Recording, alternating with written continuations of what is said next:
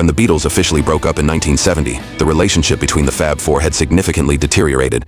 Particularly, John Lennon and Paul McCartney's friendship suffered greatly.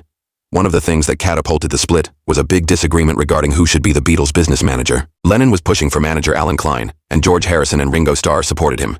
McCartney, for his part, wanted Lee Eastman, his father-in-law, to take that role. What followed was a bitter public feud between Lennon and McCartney, with harsh accusations thrown around, verbally and in song.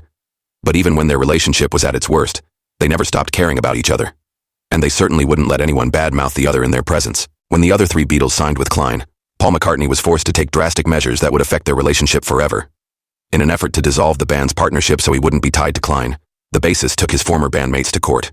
McCartney, to this day, acknowledges that his decision was a big part of what led to the feud, but at the same time, it was inevitable. After Lennon left England, he and McCartney stopped seeing each other for a while, but they were certainly still thinking and talking about each other.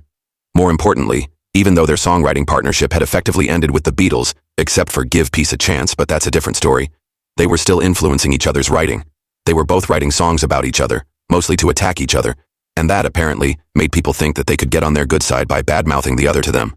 But according to Alice Cooper, who was friendly with Lennon in the 70s, they quickly learned that wasn't the way to go. When they were after each other's throats when it came to the breakup and all that stuff, if anybody in the Vampires back in those days, that was our drinking club. If anybody said anything bad about Paul, John would take a swing at you because that was his best friend, Cooper explained.